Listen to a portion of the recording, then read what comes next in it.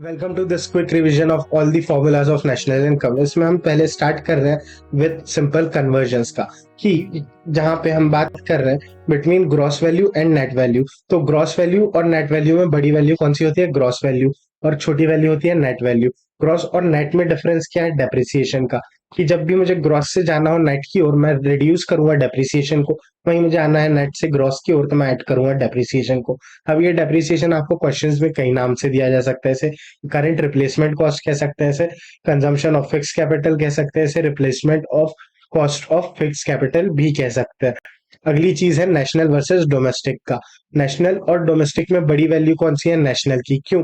क्योंकि नेशनल में इंक्लूडेड होता है NFIA, यानी कि net foreign income from abroad. तो अगर मुझे डोमेस्टिक इनकम से नेशनल इनकम की ओर जाना है तो मुझे ऐड करना पड़ेगा NFIA। वहीं पे मुझे नेशनल इनकम से डोमेस्टिक की ओर जाना है तो मुझे माइनस करना पड़ेगा NFIA। मुझे आना है डोमेस्टिक इनकम से नेशनल इनकम की ओर, तो मुझे ऐड करना है NFIA। NFIA क्या होता है? NFIA होता है फॉरेन इनकम फ्रॉम अब्रॉड। कि फॉरेन से जो मुझे पैसा आ रहा है minus foreign income to abroad, कि जो पैसा मेरी इकोनॉमी से फॉरेन में बाहर जा रहा है। तो money receive from foreign minus money paid to foreign. तो मेरी इकोनॉमी में ले दे के जो बच्चा वो अमाउंट आया बाहर से, उसे मैं क्या नाम देता हूँ? S NFIA। फिर अगली चीज है market price versus factor cost. Market price और फैक्टर कॉस्ट में बड़ा होता है मार्केट प्राइस। तो अगर मुझे मार्केट प्राइस से फैक्टर कॉस्ट की ओर मूव करना है तो मुझे माइनस करने पड़ेंगे नेट इनडायरेक्ट टैक्सेस। वहीं पे मुझे फैक्टर कॉस्ट से मार्केट प्राइस की ओर मूव करना है तो मुझे ऐड करना पड़ेगा नेट इनडायरेक्ट टैक्सेस। अब ये NIT क्या होता है? Net indirect taxes. ये होता है टैक्सेस माइनस सब्सिडीज। अब टैक्सेस माइनस सब्सिडीज। अब हम बात कर रहे हैं कि नेशनल इनकम में कितने पॉसिबल वेरिएशंस है, कि हम कितने एग्रीगेट्स बना सकते हैं।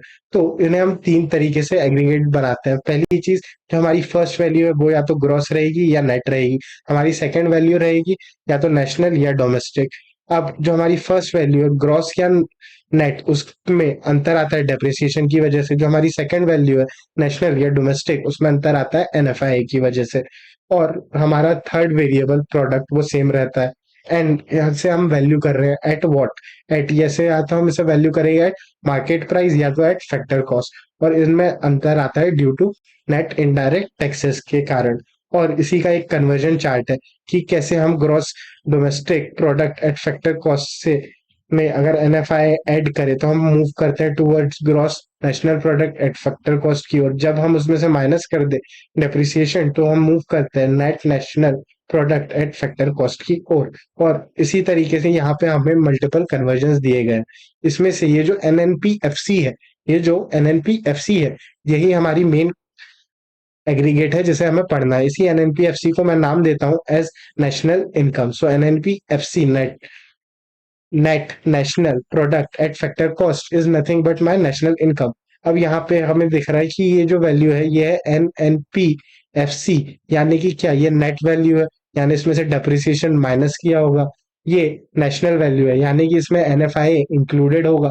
ये प्रोडक्ट को दर्शाता है एट फैक्टर कॉस्ट, यानी कि इसमें नेट इनडायरेक्ट टैक्सेस सब्ट्रैक्टेड हो गए। और इस चार्ट के थ्रू आप वेरियस वैल्यूज, वेरियस एग्रीगेट्स और उनके कन्वर्जन्स देख सकते हैं। अब हमारे on various methods of calculating national income की NNPFC तक के पहुंचते कैसे।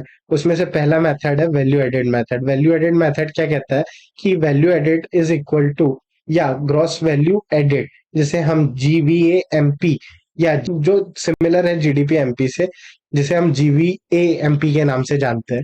तो ग्रॉस वैल्यू एडेड मेथड में जो हमें एग्रीगेट मिलता है वो है GVAMP। अब होगा क्या?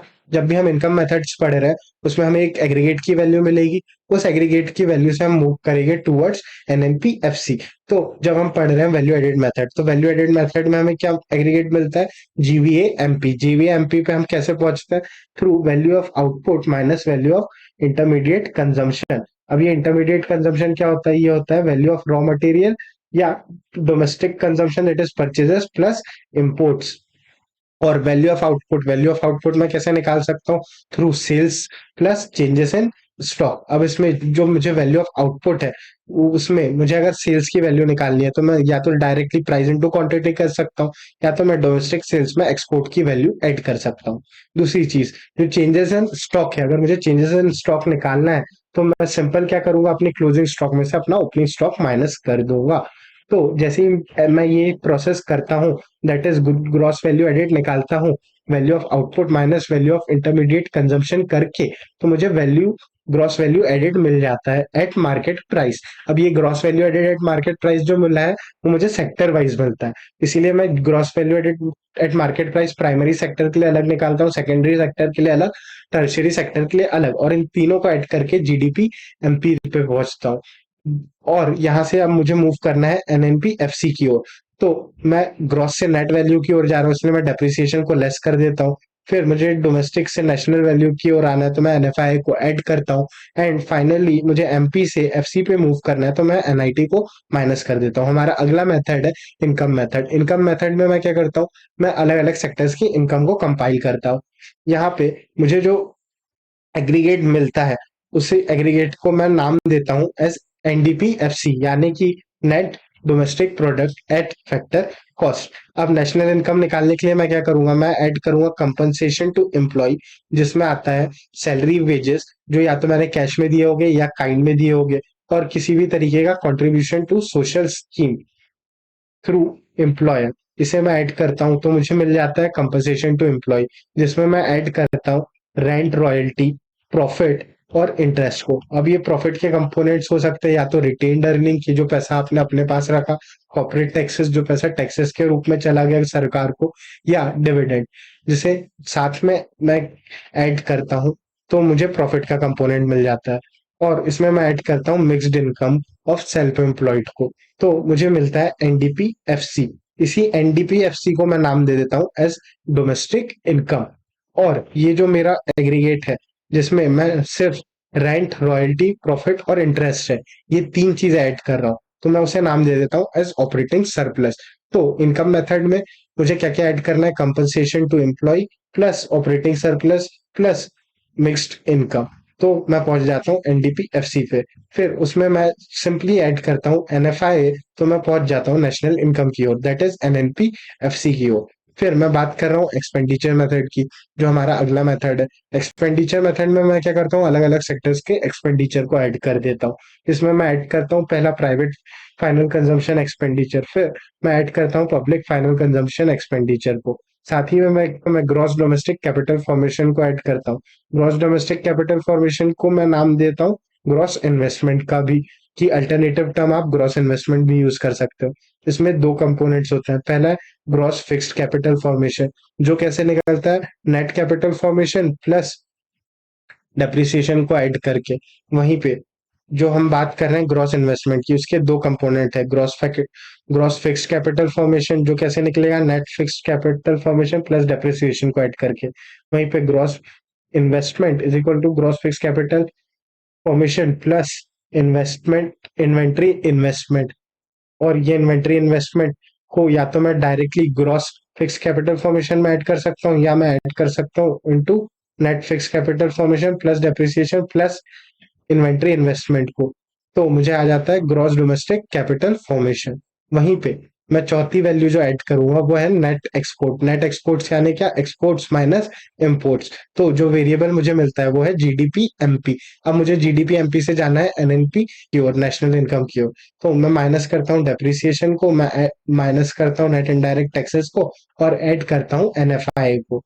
अब यहाँ पे एक कंपैरेटिव चार्ट है, जिसमें हम बात कर रहे हैं about the three income methods की। पहला है value added method, income method और एक्सपेंडिचर मेथड की।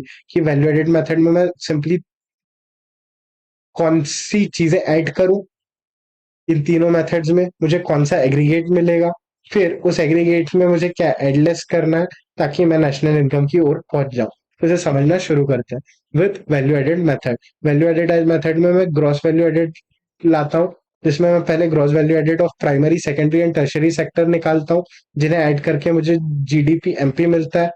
वैसे ही मैं उसमें से माइनस करता हूँ डेप्रिसिएशन एनआईटी और ऐड करता हूँ एनएफआई, तो मुझे मिल जाता है एनएनपी एफसी।